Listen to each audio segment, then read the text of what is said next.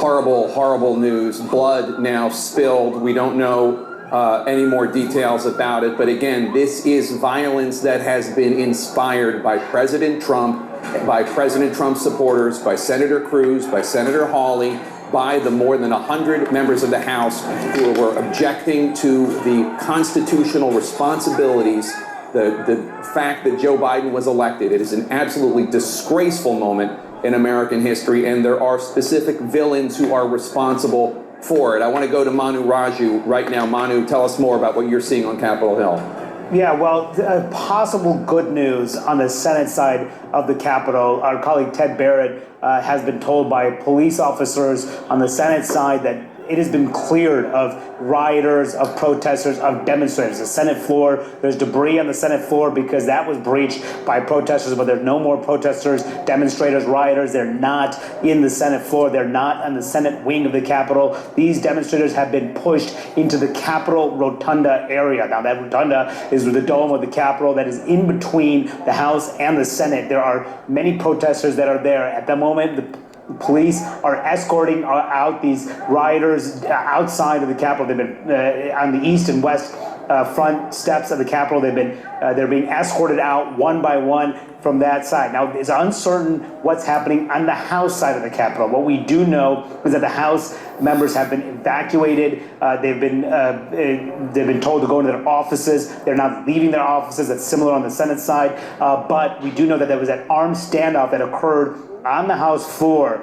Don't know what the latest is on that situation because everybody has been told to clear from that area, including the pool reporters who were in the gallery that witnessed that armed standoff. Uncertain what's going on with that. But there are still many rioters, demonstrators who have breached the security perimeters, have come into the building. They are now cleared from the Senate side of the Capitol. They are in the Capitol Rotunda, and the police are trying to get them out one by one as the situation unfolds. Uncertain again what's happening in the House, as we saw that video of individuals breaking a window, entering the building. That appeared to be on the House side of the Capitol. So there are many of these rioters still in the building, but at the moment, the members are staying away from this. They're locked down, and the Senate side appears clear at the moment. It is an embarrassing, dangerous, frightening spectacle that we are witnessing. Let's go to Alex Marquardt, who's also on Capitol Hill. Alex, we hope that you are staying safe out there. What are you seeing?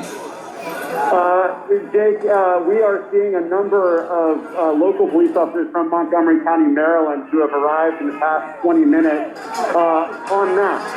It feels like the cavalry has arrived. More than a dozen vehicles with all sorts of officers piling out of those vehicles and suiting up in riot gear. A number of them putting on their gas masks. Obviously, that would assume that some tear gas will get fired at some point. But in terms of the protesters, and in fact, we should call them rioters because that's exactly what they are, not many have moved. We can still see them outside the Capitol building after storming through those police barricades. It's a very aggressive crowd, a very violent crowd. And I have to say, Jake, they figured out who our team was, and they swarmed us and mobbed us and pushed us out of there, calling us traitors, which is just a stunning thing to have happen in your own country from your fellow citizens. So it is a very unfortunate scene, a very dark scene, but there is a feeling right now that finally there is a law enforcement response and that they are about to take control of the situation. All right, well, stay safe, Alex. This is, of course, one of the final days of the Trump presidency, and this is a moment of Trump's legacy. This is Trump's legacy. Divided people, millions of Americans who have been fed lies about the election, millions of Americans who have been told that journalists and those who would defy Trump are traitors, and they are expressing their frustrations and their anger with violence, and they are not being discouraged to do so by President Trump. In fact, the lies have been amplified. The lies have been given credence by the likes of Senator Ted Cruz and Senator Josh Hawley, the leader of the House Republicans, Kevin McCarthy, giving these deranged conspiracy theories credibility by acting as though there's something there. There isn't. Judge after judge, governor after governor, Democrats, Republicans, independents have all looked at it and said, There is nothing there. The election was clean, or as clean as elections go in this country, and Joe Biden is the president-elect. Abby, I have to say, it makes perfect sense that the Trump presidency would end this way, but it is no less shocking and saddening to witness. It's a real tragedy, I think, for this country that this is what we're seeing now. And it's the result of a president who has instigated this from the very beginning, when months ago he refused to say that he would support a peaceful transfer of power. This is the moment that would come into play, where he can say, I lost the election, Joe Biden will be the next president, evacuate the Capitol right now. He won't say it. But what's also really notable about watching this scene, a few months ago in Washington, where we live and where we work, you couldn't drive down the street without being stopped by National Guard vehicles, by law enforcement of every type and every stripe. The Bureau of Prisons was here in Washington. Every block of this city was in lockdown because of Black Lives Matter protesters. Now you have thousands of armed protesters who happen to all be Trump supporters, who are mostly not Black Lives Matter protesters, they're mostly white. And they're storming the Capitol with violence. Someone has been shot. Glass is being broken. Lawmakers are in lockdown wearing gas masks. And it's looking at these pictures, where's law enforcement? Capitol Police struggling to control this, and you don't hear the president saying, we are sending reinforcement. You don't see him saying, we are sending help to protect this federal building, to protect the lawmakers who are inside of it and the people who work there and the people of the city. That is incredibly shameful. No, you're exactly right. And you know what we're looking at, you see the scaffolding there. Well, first of all, look at this. It's getting violent outside.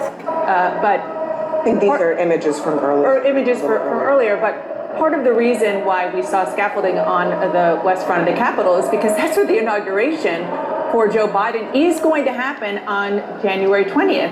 And it was 4 years ago, almost to the day, January 20th, 2017, that Donald Trump stood in that spot after he took the oath of office and talked about American carnage. And it's come full circle.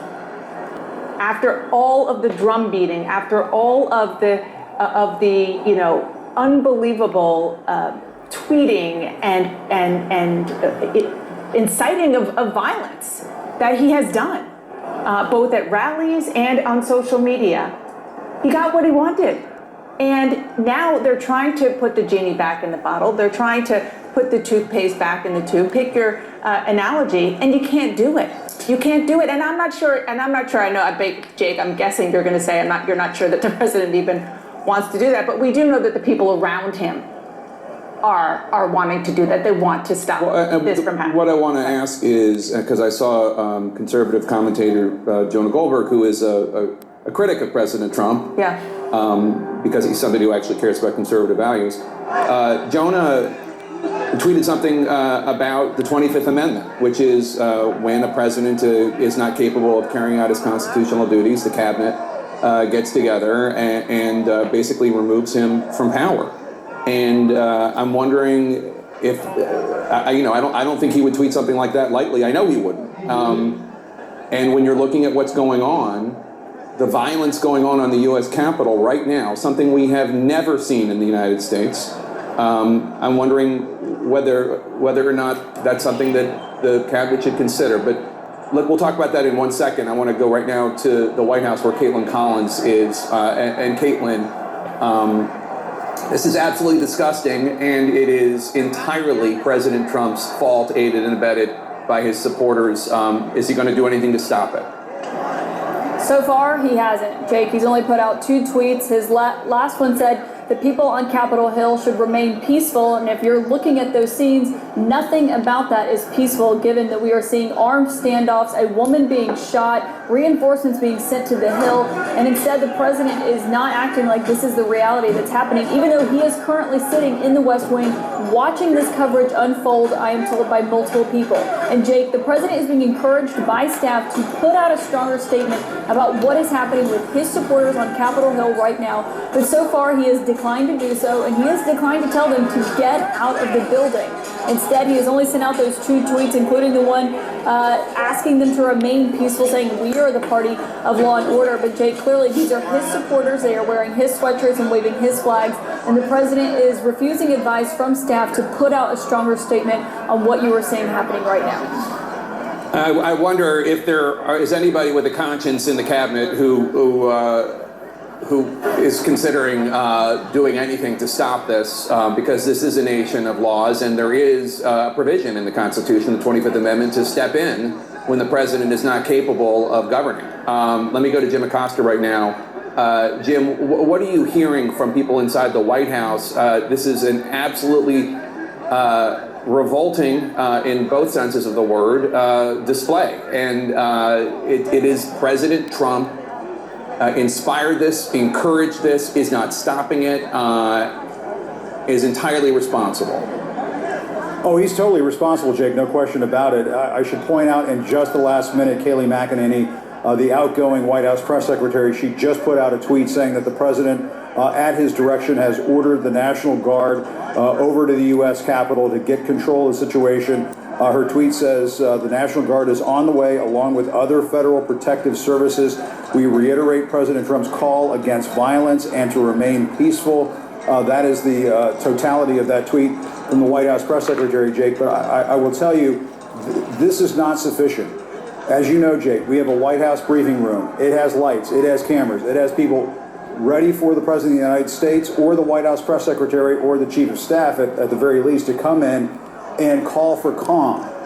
That is not happening. They're putting out tweets. That's it. That is the entirety of their response at this point, and it's just insufficient. I walked up to the upper press area of the West Wing just a short time ago. That's where the press secretary has her office, other staffers and on the comm staff and so on.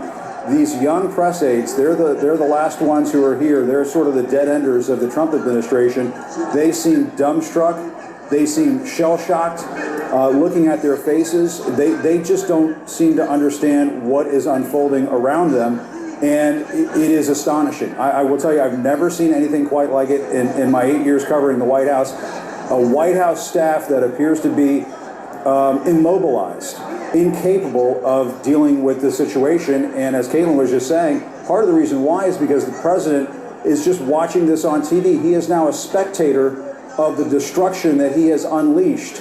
He is not acting as a commander-in-chief anymore. He is just a television viewer-in-chief, watching all of this unfold, and it's disgraceful. It's just one of the most disgraceful things I think we're ever going to witness in our lives. No, absolutely. Shame on him.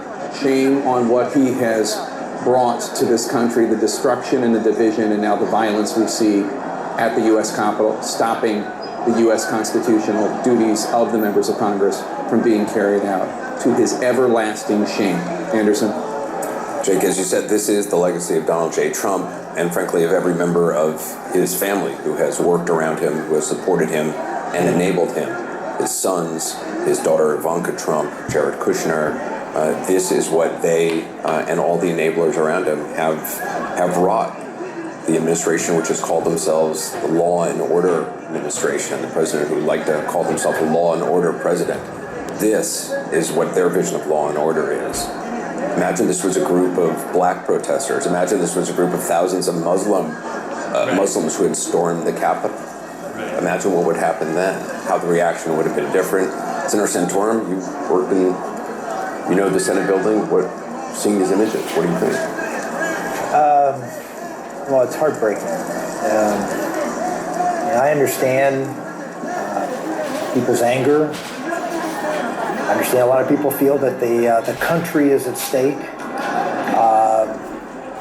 But what I don't understand is how people have lost faith in our country to the point where they feel they have to do things like this. That somehow or another that there's just no other opportunity to deal with the challenges that we have in front of us other than to storm the Capitol. That is considered to be a rational act by people who say they love America. If you love America, you understand the greatness of our country is the great institutions we have, and you defend those institutions. You defend our Constitution. You don't try to overturn through violence and protest the things that you say you value. And so I see what's going on here. I see people breaking into the Capitol and breaking into the Senate chamber, and all because they think that their country is being taken away from them. I would just say that you are adding to the hopelessness of people, and you're not doing anything to restore the greatness of America by tearing it down. Then, so it's. Then we hear a lot of talk about, the understandably they are grieved. There have been generations of people in this country who have not had rights, who have not had the right to vote, who have not had the right to marry, who have not had the equality that most of us are able to take for granted because of the zip code we were born in and the color of our skin, or our status in society. And so the idea that these people feel themselves so grieved, I mean, there were generations of people who actually had real grievances. These are wannabe weekend warriors who are all just hopped up and filled with self-righteous indignation based on lies. This is treason. This is treason. This is insurrection. This is rebellion. Period. I have heard people looking at small protests in Portland, Oregon, where people were tear gassed, beaten, kidnapped. And they said, no. Whatever you do to those protesters is okay, because we have to have law and order. We have to have law and order. This